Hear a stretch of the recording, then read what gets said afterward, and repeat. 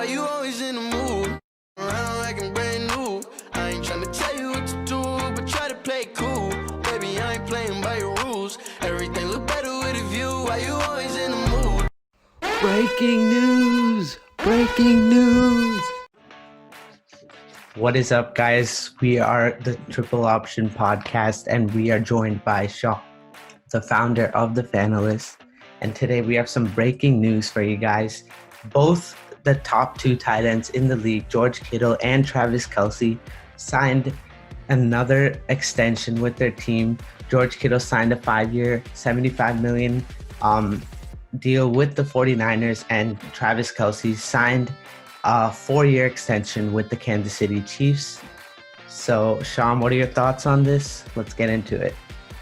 I think that we should just call today National Tight End Day, because these two guys are probably the most dominant and elite guys at their positions. And, just in the general discussion between any sports fans that talk about tight ends, or even in fantasy football, the top two guys you're always looking at are Kelce and Kittle.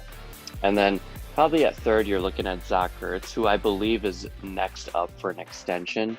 But both of these guys have gotten some well-deserved money here. And looking at those stats that, you could go off of over here.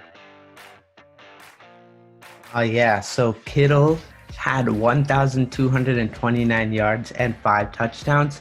And I believe this is only regular season, so it's not counting that 3-4 touchdown game against the Houston Texans. And then Kittle had 1,053 yards and 5 touchdowns in the regular season, not including the postseason. And I believe that without these guys wouldn't go to the playoffs. These teams would not be in the Super Bowl playing against each other. And obviously, Kelce had a sweet ending. Kittle did not. But I do think that, in my opinion, I believe that Kittle is more important to his team, and I believe that's why Kittle will get a little bit higher than Kelce would. What do you think? You think Kittle or Kelce? Yeah, I certainly agree with you over there, because this is an extension deal, and right now the only guy that can get better from their game currently, I think, is Kittle, because he's also younger.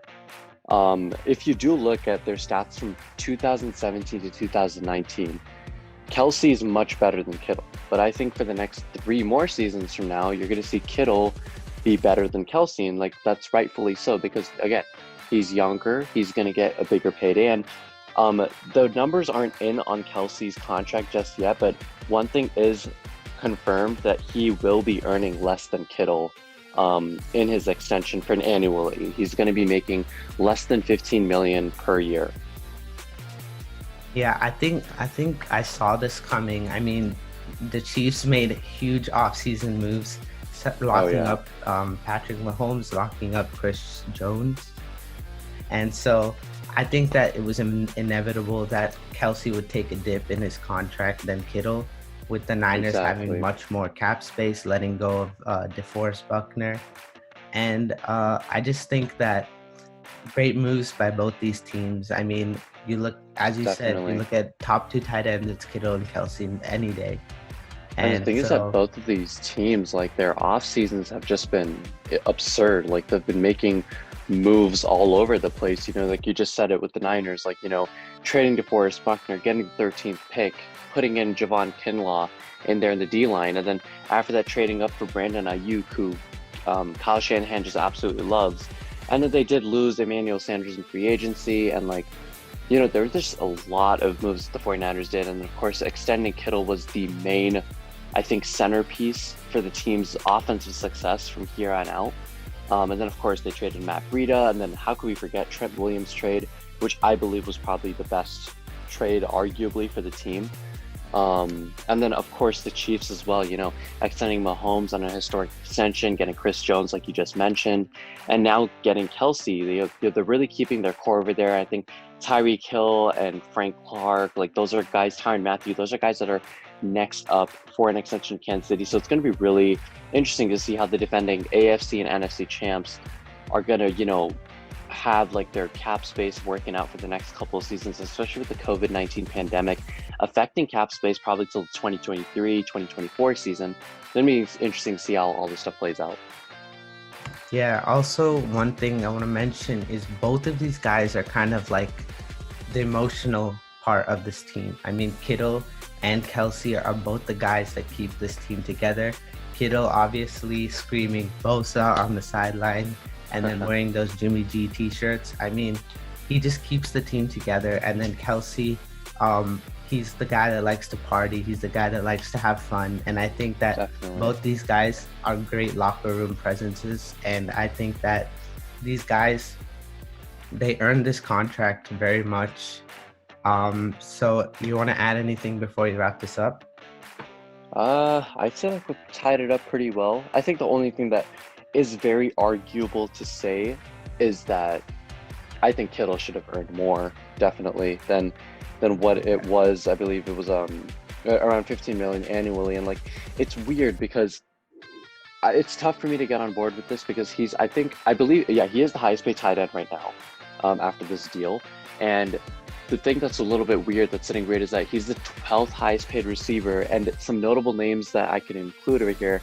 Brandon Cooks, Sammy Watkins, and Jarvis Landry are all set to make more per year than George Kittle. So that's something that just didn't sit very well with me at first, but it sucks because that's just how the tight end market is. But I'm just really glad that, he did break that market, and he is, earning well above any of the next highest paid positions, of course, barring whatever Kelce's deal is going to be. Yeah, I think that AJ actually predicted 17 million for Kittle, which is the franchise tag for wide receivers. Right. So I do think he should have hit at least 17 million for this contract. But I do think that the tight end market, as you said, the highest paid tight end before today on National Tight End Day was $10.6 million by Hunter Henry. And so I do think that this is a record-breaking deal because I do think it's the highest that a tight end has been paid. But I do think that Kittle is a revolutionary tight end and he does need to be paid more. But the 49ers got a great player and a great deal. Yep, I mean, you really can't go wrong with any of these deals for the most part. It is what it is. They're already elite status. They're great players. And yep, that's that.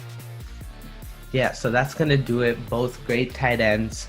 The Kittle number should be coming in soon, so make sure to go follow Sean for the details.